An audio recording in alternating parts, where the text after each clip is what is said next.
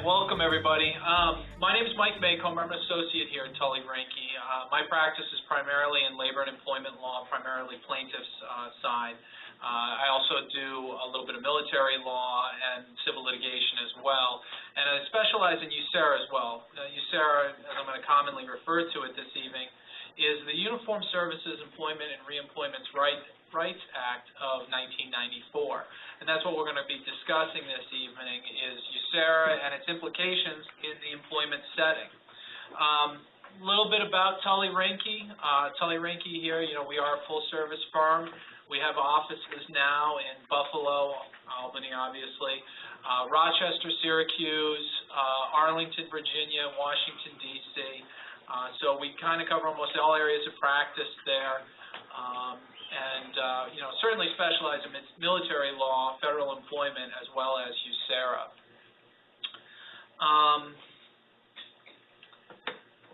Talking a little bit today, we're going to talk about USERRA itself, the law, and its how to identify different types of claims of USERRA, and where, in fact, we're going to bring a claim, and a little bit of strategy on how to address certain types of claims going forward. We'll also talk about USERRA's damages provisions, the limitations that are kind of associated with that, but also the benefits of USERRA's attorney fee provisions, and some of the recent changes in the law. And actually, there's been a lot of recent changes in the last month that could really impact things going forward. We really don't know how that's going to pan out yet, but we'll talk a little bit about that as well.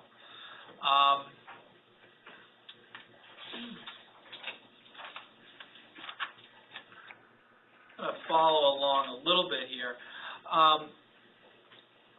Starting out, first of all, I want to talk about whether or not USERRA is going to apply to a certain type of case here. Now, USERRA is not the first Reemployment Rights Act that's been passed. In fact, USERRA is the most recent amendment after the Veterans Reemployment Rights Act of 1975. But initially, this all started in 1940 with the Selective Training and Service Act, which was the first peacetime Reemployment Rights Act that was passed by Congress there. And really the reason behind that was to protect returning service members coming back from military service, whether overseas or in the United States, and providing them some protection to return to their civilian employment there. The USERRA provides a number of definitions there as to what service entails, and there's some specific requirements when we talk about reemployment. Some service counts towards the 5-year statutory limit, some does not. Involuntary service is one example. When we have reservists who are given military orders, all of a sudden they're called overseas for a period of time, for a year and a half, whatever that might be, that typically doesn't count towards the 5-year max for reemployment. The same being said, specific definitions of what qualifies for the uniformed services. Now, one of the biggest pitfalls of USERRA is that it only applies to an employer-employee relationship.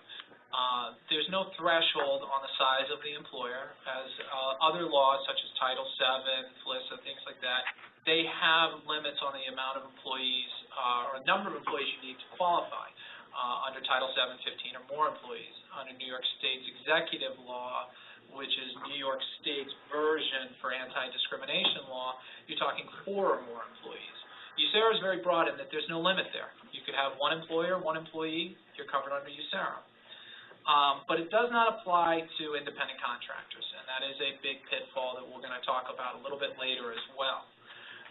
But USERRA specifically states that an employee shall not be denied initial employment, reemployment, or any benefit of employment as a result of their service in the uniformed service. Those rights are not diminished because they hold some sort of temporary, part-time position, probationary, or seasonal employment.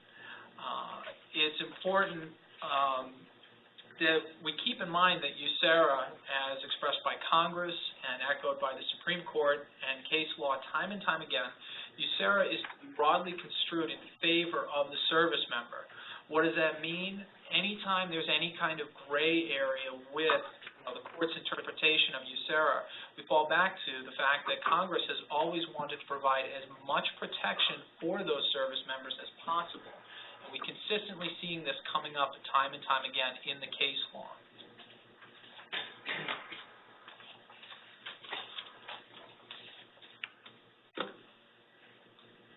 Now, we'll talk about a couple of different types of USERRA claims. First is under USERRA Section 38 U.S.C. 4311. And 38 U.S.C. 4311 is a provision that provides that it's unlawful to discriminate against a service member, deny them initial employment, retention employment, promotion, or any benefit of employment as a result of that service. Now, the term any benefit of employment is rather broad, and the courts have looked at that as such. You know, what is a benefit of employment? Anything where you may receive any kind of financial gain, working on weekends for promotion, or on call, things like that, taking overtime. There's a number of ways or benefits that can be considered under that broad definition of benefit of employment. The reprisal section as well is the second portion of 4311, and that prohibits discriminating against or retaliating against any kind of employee because they've either exercised their USERRA rights or tried to enforce any protection under USERRA. And that's important because a number of times we see these service members after the fact coming back trying to enforce their protection, and then the employer taking further adverse action against them. Now, as I was saying, courts have used a broad definition of the benefit of employment. They've also, missing a slide there. They use a very broad definition of that, and it also can include the right to select your work schedule, rights under pension plans, health plans, severance pay, and fair and accurate performance evaluations. Basically, under USERRA, the returning service member should be treated as any other similarly situated employee upon their return to work there. A rather important change was passed in November of 2011. One of the big questions under USERRA was, did Congress intend to provide for a hostile work environment claim under USERRA? The case law has gone back and forth on that. I've always thought that it did, and we've had some favorable case law on that in New York, but other states have had different results with that. Congress forever resolved that issue with the Veterans of War Act of 2011 and changed that, specifically providing for a hostile work environment. They added Title VII's language of terms, conditions, and privileges of employment, and that's where the courts have interpreted a hostile work environment. So the good news is, going forward, we don't have to worry about interpreting the law anymore. USERRA specifically does provide for a hostile work environment as well. Now, one of the things we talked about as well is USERRA in a separate section, 38 U.S.C. 4312, provides for reemployment rights for a returning service member. And there's a couple of elements that a returning service member needs to meet to be entitled to those reemployment criteria. The first is provide written notice to the employer of your intent to return to work. And depending on how long you're gone, there are different notice periods. And those are specifically set forth in later sections of USERRA, but the greatest one being is you have up to 90 days if the service is for greater than 1 year. And there are lesser periods if, the service member is only called up to active duty for a period of 30 days. There's a less of a requirement as to how long they can become, out of work. The purpose of that is to give the returning service member an opportunity to adjust to, civilian life, connect with their families, things like that. They don't have to come back to work the very next day.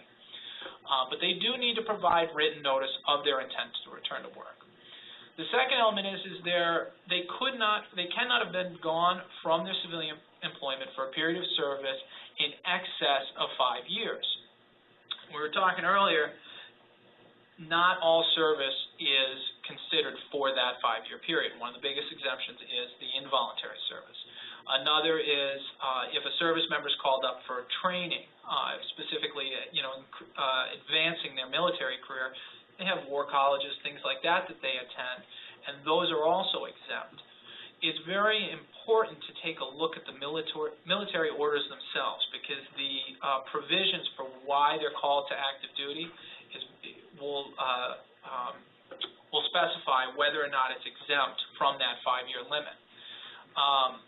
I talked earlier as well, they need to return to work in a timely manner. It does provide them that amount of time there, and it is set forth in the law as to how long that may be. It's important to look at how long the service member was gone, and that will dictate how long they have to return to work. Lastly, they also have to have served honorably there. If they're discharged from the military for some sort of discharge less than honorable, they may not be entitled to the reemployment there. We were talking about the benefit of employment. The other issue to keep in mind is the seniority rights. And there is, in the employment setting, there are benefits that accrue by virtue of your normal work week. You work a 2-week period, you accrue 3 hours of vacation time, 0.9 hours of sick time. Those benefits accrue by the virtue of the fact that you've worked a 40 or 80-hour week. There are other benefits that accrue by virtue of your seniority, and we see this usually in collective bargaining agreements. Collective bargaining agreements will say, okay, you've been with us for 20 years, you get 3 weeks vacation, or you've been with us 5 years, you get an extra week of vacation. Those seniority rights are specifically provided for, and it doesn't matter whether you work a 40-hour week, 80-hour week, it's really just based upon your seniority with the employer. Those rights automatically accrue for the returning service member, and those same motivating factors, discrimination elements that we will talk about a little bit later may not necessarily provide for that.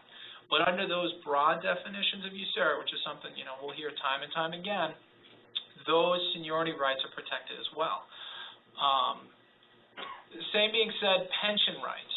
Pension benefit plans. A returning service member who's been gone a year or two may have missed out on the opportunity to contribute to their pension plan while they're away. So we know those pensions, they build and build and build and build, and that can be very detrimental to an employee's retirement. Upon their return, there's specific provisions that allow a returning service member to make those contributions back again.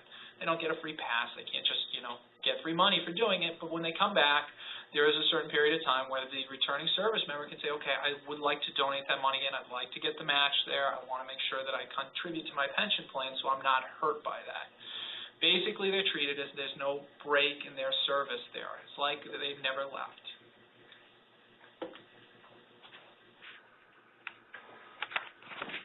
Now, we'll talk a little bit about where can we bring the different types of USERRA claims.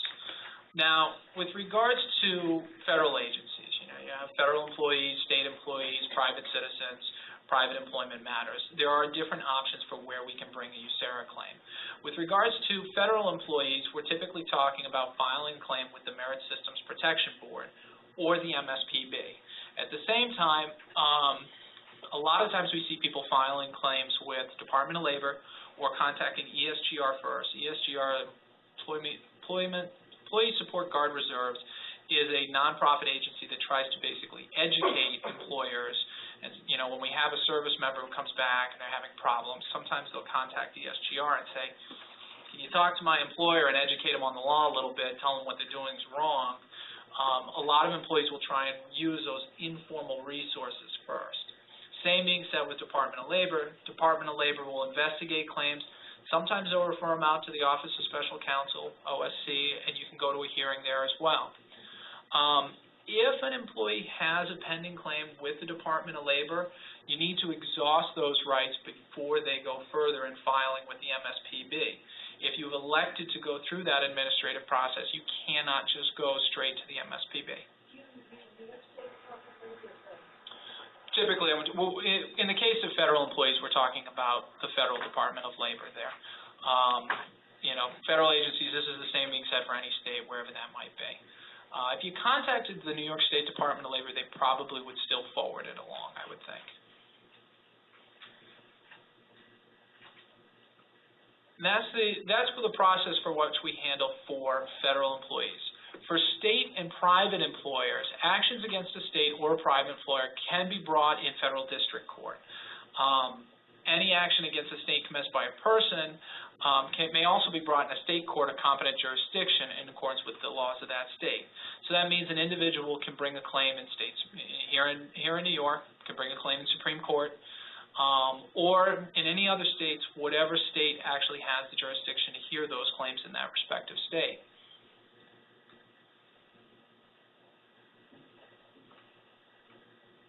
With regards to the jurisdiction, if they're representing themselves in, an employee can file a claim against a private employer in the federal district court as well. And, you know, it's important that the employee gets the right, you know, make sure they're filing a claim in the right court. Make sure they have proper jurisdiction to hear that claim, because if they're not, they're filing with the MSPB or something like that, it's going to get dismissed almost immediately. While USERRA does not have a statute of limitations, in 2008, USERRA made clear there was a 2008 amendment of USERRA. Courts made it very clear, Congress made it very clear that there is no statute of limitations, meaning you can file a claim 10 years, 15 years down the road. The biggest problem to that is you're going to have an issue of latches, unfairness, evidence disappearing, things like that. So you do still need to be prepared for that, but very often we see these claims going back sometimes 5, 10, 15, 20 years where we still have those records. A lot of federal agencies still maintain those records. It might take you a very long time to get them, but if we can actually get those records, still have those witnesses, things like that, there's nothing stopping us from bringing a claim under USERRA. Another important thing to note with the failure to exhaust administrative remedies, in USERRA's definition section there, this 4302 is a great section if you want to go ahead and look at any of the definitions here. It sets forth a lot of the requirements there. USERRA specifically supersedes any kind of state contract, agreement, whatever that might be. So if, for instance, you have a collective bargaining agreement that says that you have to do X, Y, and Z, you know, before you file a claim, USERRA still trumps that. And if they're trying to limit those protections, they can't do that. Now, if they're going to provide additional protections, that gets in a little different area. If they're going to provide additional benefits that USERRA doesn't otherwise provide, you still may have to jump through those steps to go ahead and get the additional benefits.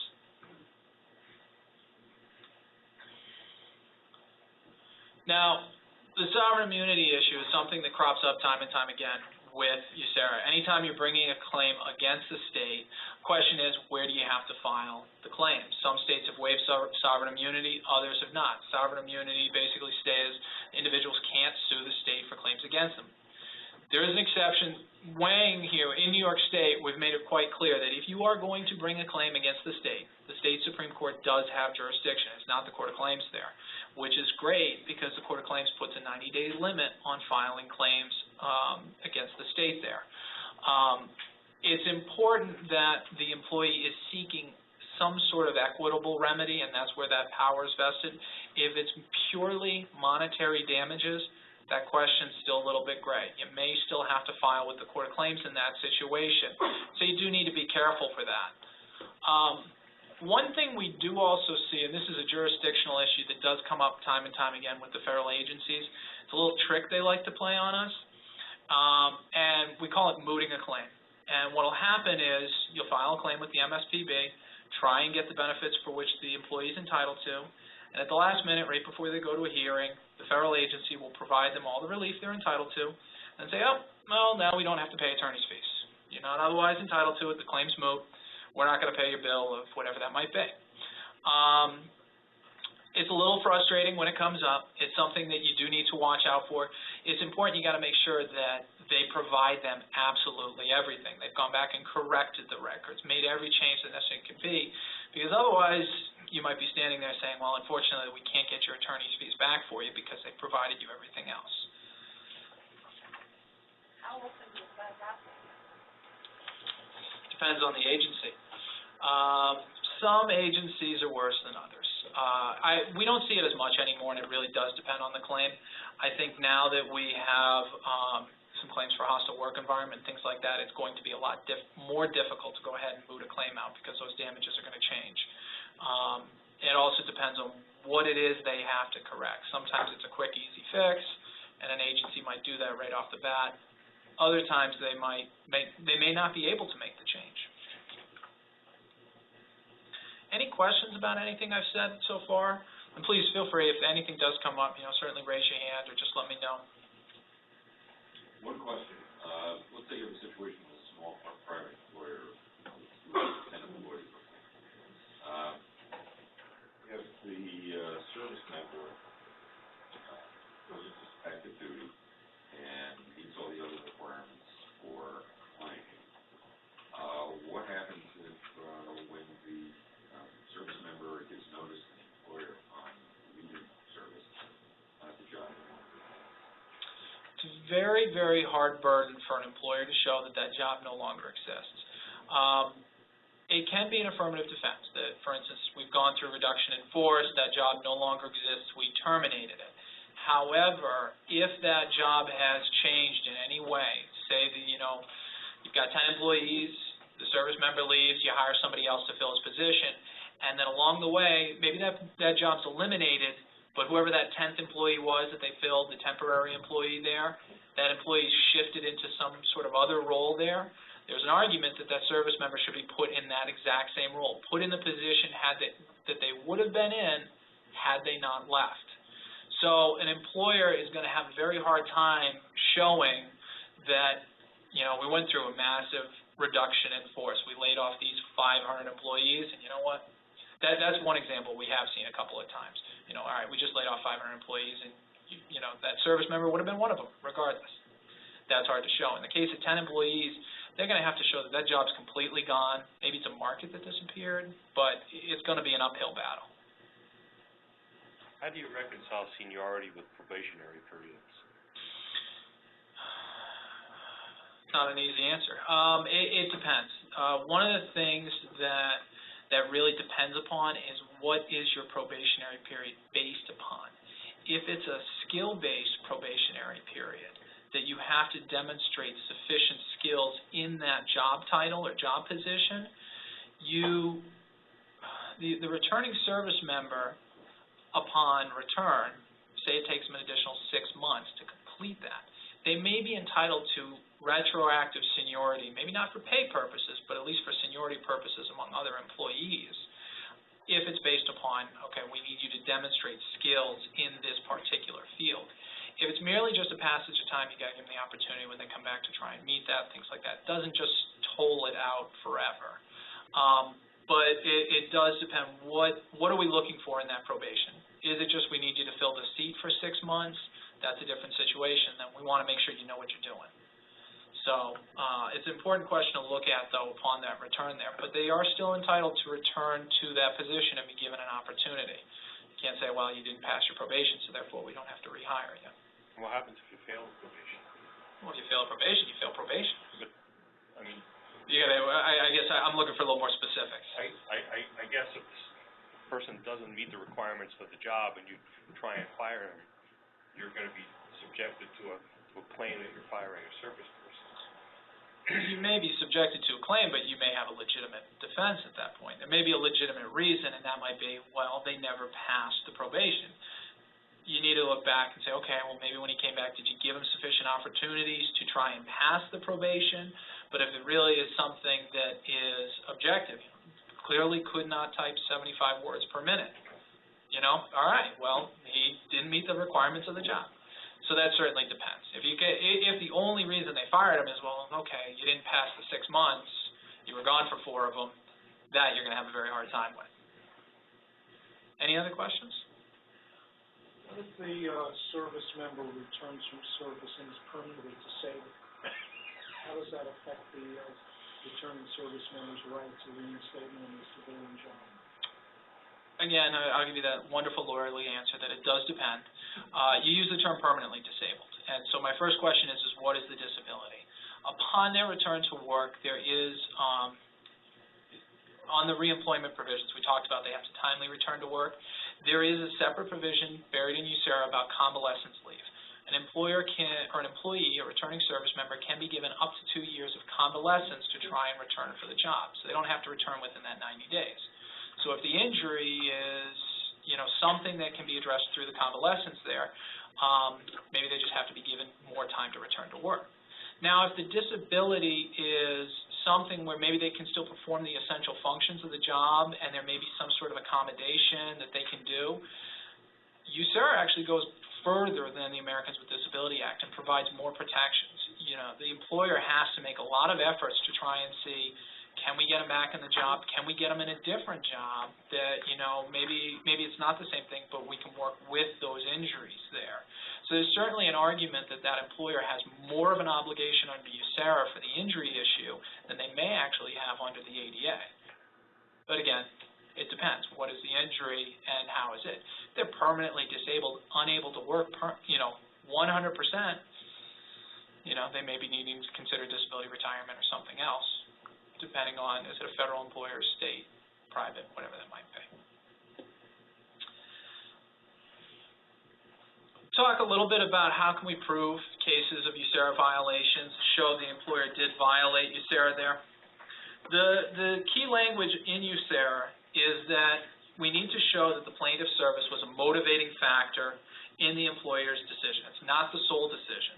This was set out Sheehan versus Department of Navy years ago, and it's a lesser burden than showing that that was the sole reason why they did that. If the employer considered their military service in making their decision, that may be enough to show a motivating factor. Now, proving discriminatory intent can be proven either through direct evidence or circumstantial evidence. As noted by the court in Sheehan, circumstantial evidence is usually how we're trying to prove any kind of discrimination. Most employers don't come out and say, well, I'm firing you because you're a military member. Usually we're looking at proximity in time between maybe the return to work and their termination, inconsistencies in the reasons that they're giving the employee.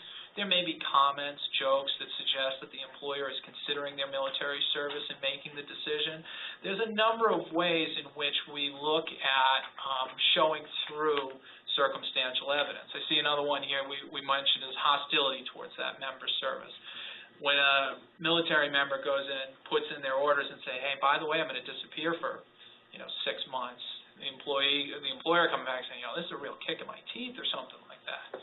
Those comments are a little more few and far between, but they certainly show that any future adverse action may be based upon those military orders.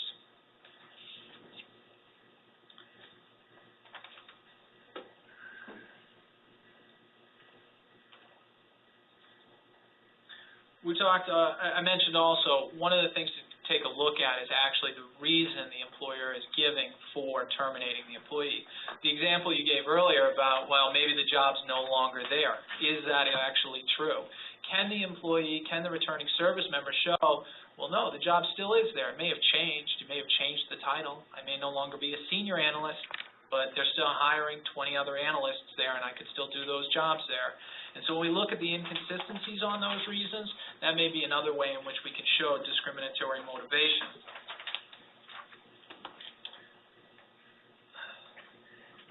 If the employee is able to show that their military service was a motivating factor in the employer's decision, the burden then shifts to the employer to show that they would have made the same decision for some sort of lawful reason, even if the protected activity has occurred.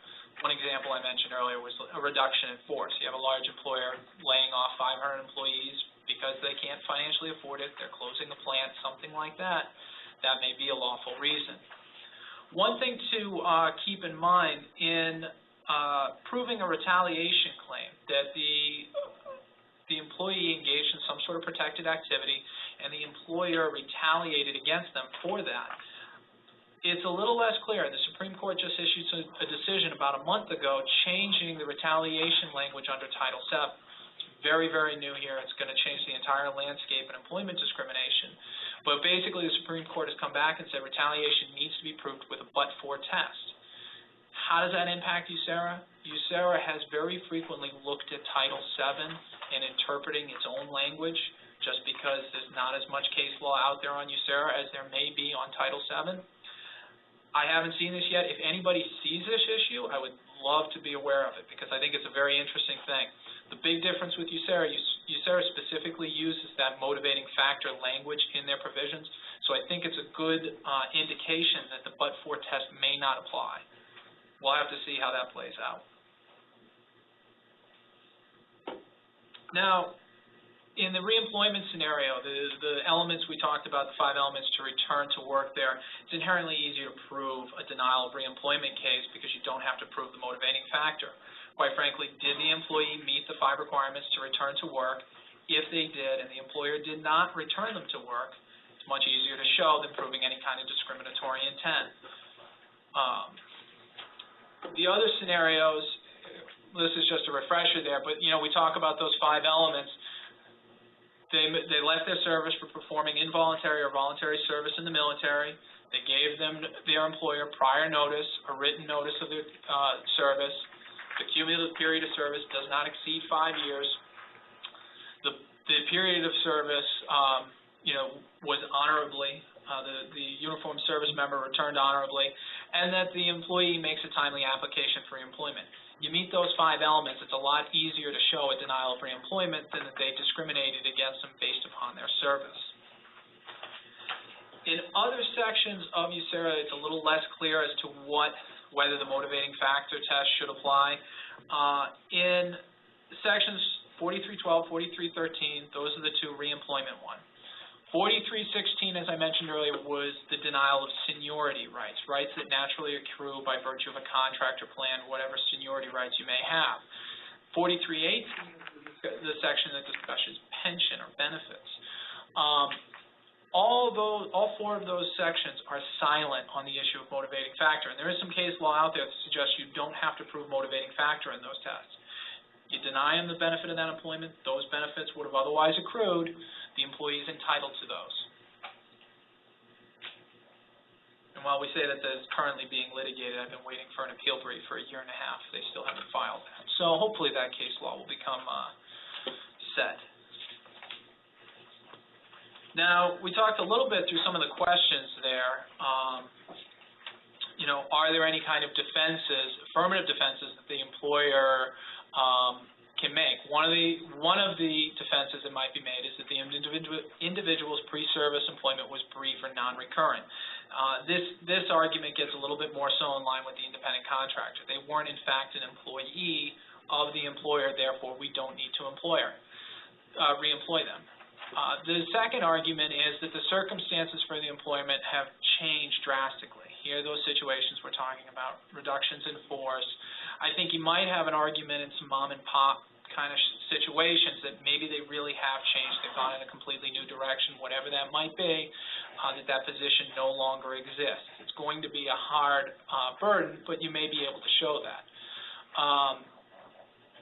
The imposed hardship on the employer for keeping a position open, this again kind of comes back to the mom and pop situation. You've got a small employer that maybe employs only 2 employees, keeping a position open for 3, 4, 5 years or beyond may impose a significant financial hardship on the employer to say, well, we have to get somebody in that situation. This argument's not going to work on the federal government. There's language out there, statutory language, that the federal government should be a model employer, should provide these benefits to a returning service member. Not to mention the federal government has deeper pockets and can suck a little financial hurt up a little bit better than your small mom and pops. With all of these affirmative defenses, you're going to have a very heavy burden to prove. And again, we go back to that language that these benefits are going to be applied for the favor of the returning service member.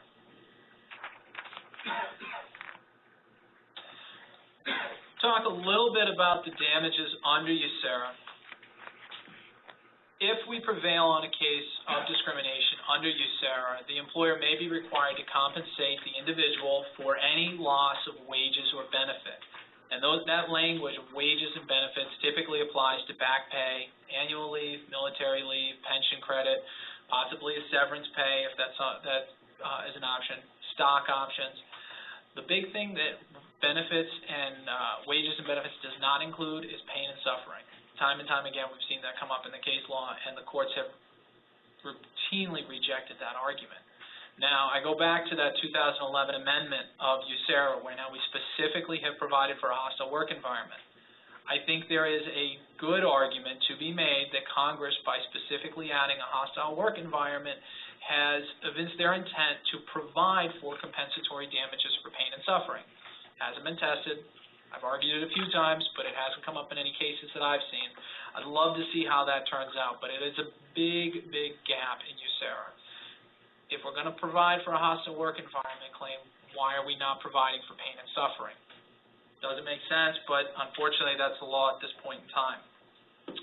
One of the important principles in USERRA is There's no treble damage on something like that.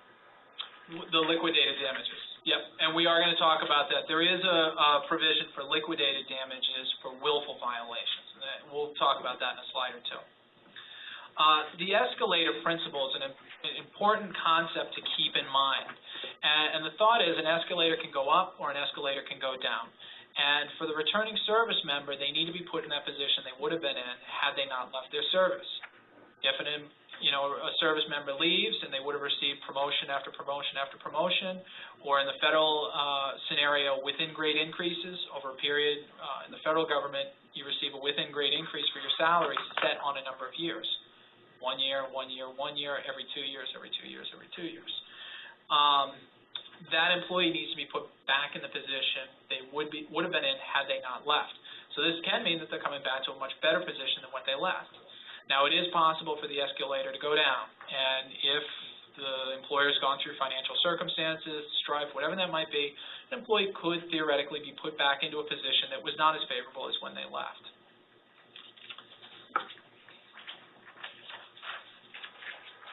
Actually, this is the language here going through the escalator position there. So they're entitled to the seniority and other rights and benefits determined by seniority that that person had on the date of the commencement of service in their uniformed services, plus the additional seniority and rights and benefits that person would have attained if that person had remained continuously employed. I mentioned earlier the situation with like collective bargaining agreements. You look at the date of service there. If that employee started in 1980 and they've been gone for 5 years, you don't count that gap there. They've got 33 years of service as of today's date. You mentioned earlier I'm sorry. Now, I'm just curious, sometimes, especially with private employers, promotions are merit-based. How would you argue that, so if someone's gone for 4 years, how would you ever know if that person would have merited promotion? And that's probably the majority of claims that we do see here, and that's where you get back to, was the reason that person did not get the promotion, was it a motivating factor? Was their military service the motivating factor why they didn't get that promotion? That gets very difficult. We got 20 of us in a room here. How do we differentiate you from everybody else here? And that's where we get into, okay, let's look at resumes, let's look at performance, let's look at other employees, or, do they all receive a promotion after 3 years, 5 years, whatever that might be? And are there any comments or inconsistencies that might have come up along the way that show that? Those are the cases which typically go into trial. They're very contested, and you're right, it's very difficult to show, why is this person better than me? So you mentioned earlier the liquidated damages, treble damages for any kind of willful violation. USERRA provides double damages for any kind of willful violation, and the key argument to keep in mind here is those may not have to be mitigated. So if, for instance, that employee comes back, they're denied reemployment, and they go out and they find a job making $50,000 less. A couple of years later, the court awards, $100,000 offset by all that mitigation. For liquidated damages, you may not have to do that. It's a little unclear, but I think there's a very good argument to be made that that's that. And liquidated damages are really punitive damages to punish willful violations there. It's a high burden, but to show that the employer not only knew about its obligations under USERRA, but refused to take the proper steps there. Talk about a little bit of the different cases that may come up and how you can try and address them with certain employers. In the failure to reemploy situation, typically the employee is looking for some immediate goals. And that's the first question I always ask. What is your goal? What would you like to see happen going forward? Because that can better help us evaluate how do we get there. In the reemployment situation, they're typically looking to try and get back to work right away. They've come back from military service, they may no longer have an income, and they want to get back to work. Typically, they're also looking for the back pay for the time in which they're not reemployed. And correction of the records. This is typically more important in the federal or state side than it might be in your private employment section. But in the federal or state agencies, those records, how long you've been there, things like that can be very important for later seniority rights. you know, when we talk about meeting those goals, in the reemployment situation, it may not always be best for that employee to go back to that situation. So typically you're talking negotiating severances, future pay, something like that with the employer and trying to resolve that. If we can resolve it short of litigation, that's usually a more cost-effective solution for the employee and potentially the employer, trying to get them something in their pocket today going forward to resolve that. In the promotion scenario, the goals are typically not only just the promotion itself, but backdating that promotion. That could, again, impact seniority rights, possibly increased back pay, things like that. When we talk about that increased back pay, they want that differential there as well as the correction of those records. This can be a lot more tricky, and these are really the situations in which we're seeing employers really put up a fight on that, because it does get into a very hard test of, well, who would have I promoted? One thing that New York State's military law does provide is that if an employee is gone during a promotional exam and they indicate that they would have sat for that exam or they would like to have sat for that exam, they may be entitled to special consideration upon that return. That's a benefit that is not provided for in USERRA. It's a situation in which New York's military law has gone above and beyond and provided more protections. We go back to that 4302 section, the one saying that you can't provide any lesser benefits, no contract or state agreement can limit the provisions of USERRA. Many states go out and provide more relief than what the returning service member may be entitled to.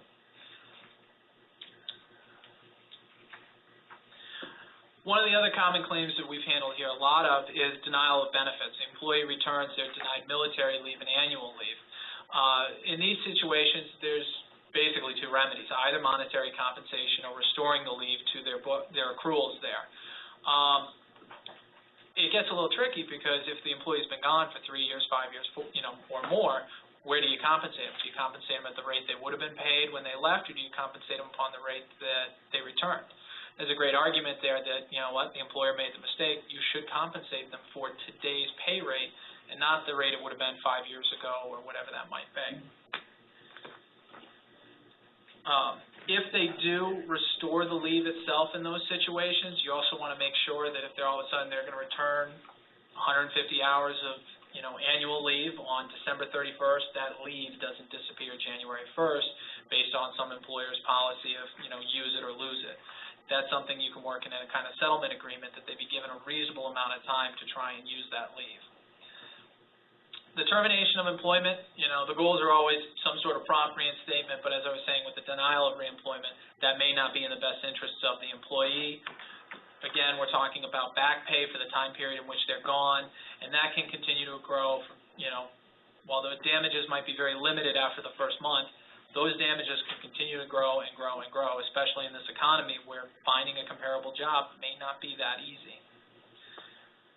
In all these situations I go back to, you need to remember that broad definition of USERRA, and that's something that can be hit over the head time and time again with the employers, that the courts are going to look at this and they're going to compensate them for any loss of wages or benefits there.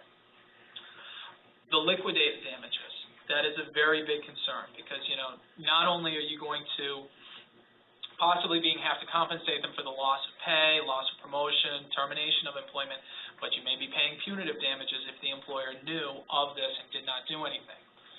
With any settlement, you always want to keep in mind the tax implications. How are we going to go ahead and construe this to minimize the tax obligations of the client? With the pain and suffering no longer really being an option here, you can consider lump sums, things like that, trying to word it, but you may have some problems with the IRS with doing that.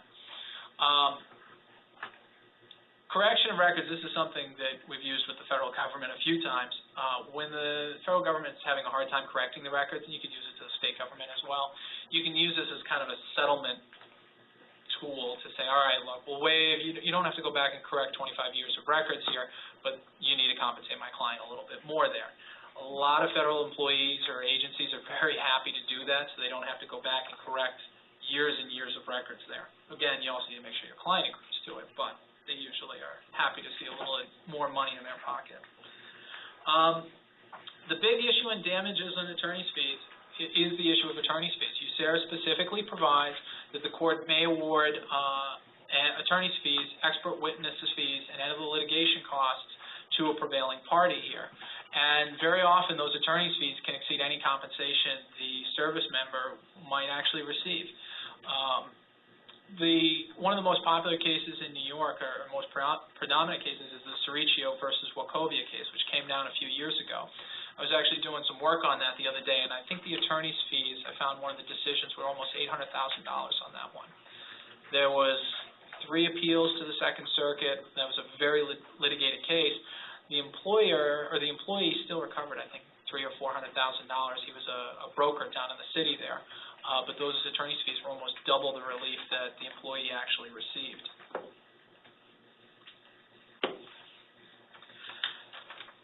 Lastly, we mentioned earlier with the, especially in state courts here in New York, the equity powers. The courts are not limited in just compensating the employee with back pay, monetary wages. They have equity powers to mandate the employer, put them back in the position that they should have been employed or where they would have been employed, issue an order that that they comply with the provisions of USERRA in the future. And the court has a lot of power in this, restraining orders, injunctions, whatever that might be, to enforce those protections. And that is a benefit that was not always in the provisions of USERRA. Talk a little bit about just some recent USERRA case law. And the problem with USERRA is that we don't see the case law cropping up as much as, some of these other cases like Title VII, the ADA, ADEA may be. Staub versus Proctor Hospital was one of the most recent Supreme Court cases involving USERRA. There's only been, I think, about 19 cases that have been addressed in the 60, 70-plus years that USERRA or one of its progeny has been in effect. In the Staub versus Proctor case, the supervisor was very hostile to the returning service member's military obligations, was fired for violating a directive, and the jury found the employer here liable based on the fact that the person who made the decision to terminate the employee did not necessarily express any kind of discriminatory intent, but they relied on the representations made by the supervisor who clearly had made those intent. It's what we call a cat's paw theory. What the one hand's doing, you can't rely upon it and say, wait a minute, I'm clean, I did not impose any discriminatory intent here. If the supervisor is performing anti-military actions, imposing adverse employment actions on the employee, and then somebody further up the food chain relies upon those actions in making the final determination, the employer could still be liable for those actions.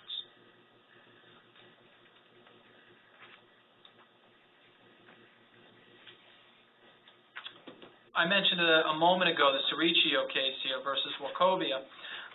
This, as I said, the damages and the amounts in this case were very high, but there was a lot of very important principles that got brought forth in the Second Circuit here. Michael Serricchio was a financial advisor down in the city, and he went on active duty for a number of years there. In the meantime, while he was gone, he formerly worked for Prudential, and Prudential merged with Wachovia during his departure. He received his honorable discharge upon his return, calls up Wachovia, knew fully about the merger there, and said, I want my old job back. They didn't reemploy him for a period of 4 months. When they did, they offered him basically a starting position, and they did not take into account any of his book of business from while he was gone.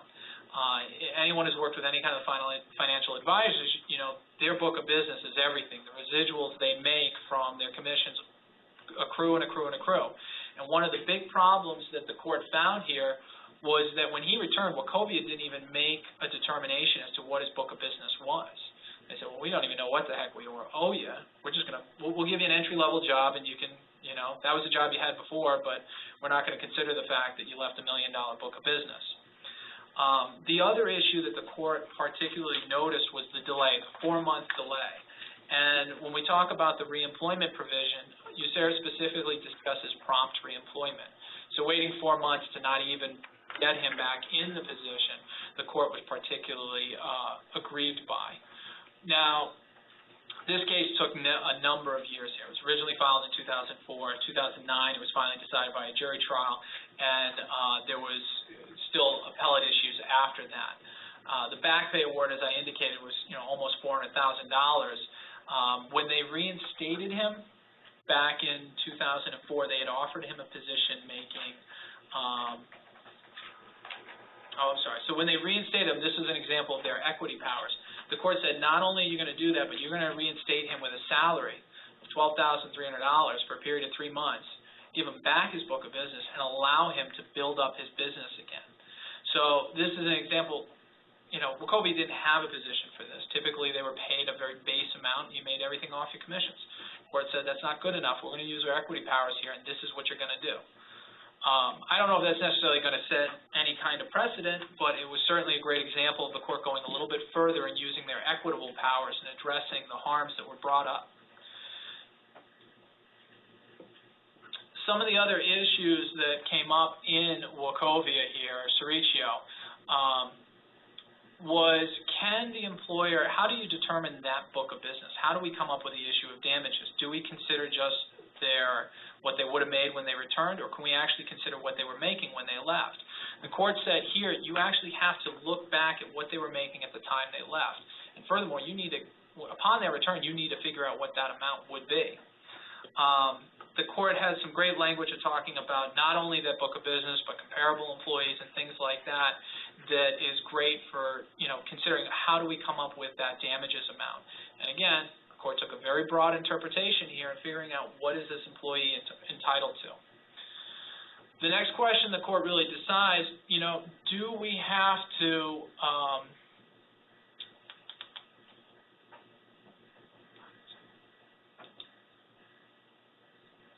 do you have to consider the same pre-activation, the same commission rate that they would have received prior to their service there? And the court said no. It goes back to the escalator principle, the escalator going up there, escalator going down. In that case, he left almost $1 million or $2 million plus book of business upon his return. And the court says, no, you don't look just at that. You can look at the other factors as well. The last issue was that fixed issue, the equitable powers. Was it an abuse of discretion? And this was the Second Circuit's decision in the district court ordering Wachovia to reinstate him, give him a salary of $12,500 for a period of 3 months, and allow him sufficient time to get his license back and get his feet back under him. The Second Circuit said no, it was not an abuse of discretion, and they were fully within their rights to do that. Another recent case that I do want to mention, just because, again, it's recently changed the landscape a little bit. The same day that the Supreme Court decided the retaliation issue and changed the but-for analysis there, they also made another decision on the hostile work environment claim. Now, there's not a lot of case law out there on USERRA and hostile work environment because those changes were just made in 2011, but certainly something to keep in mind is the Vance versus Ball State matter, which was decided on June 24th. And specifically, they looked at the definition of who is a supervisor for purposes of strict liability for harassment. There's not any case law that I'm aware of on the issue under USERRA, and there's probably a little bit, but not a whole lot under Title VII.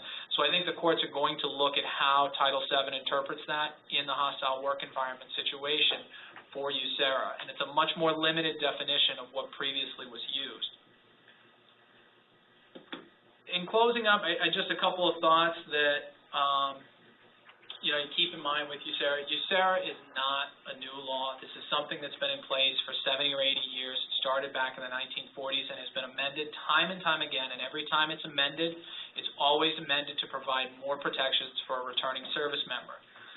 Everything is construed in favor of that service member. So that can be one of the most helpful tools if you're ever presented with a USERRA case to remind the other side about is that, look, Congress is going to look at this, the courts are going to look at this as broadly as possible for that returning service member.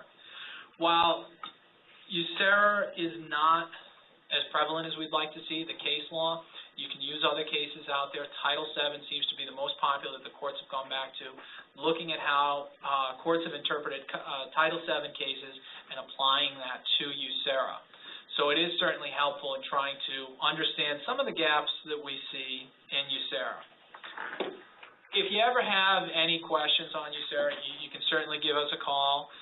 You can certainly let Mr. Rinckey, Greg Rinckey, any one of us, there's a number of us here who specialize in USERRA, and we handle this on a daily basis. in closing, are there any other questions or concerns that anybody has? That's easy. We used them all earlier. Well, if there's not any other questions, thank you for coming today, and hopefully this was informative. Thank you.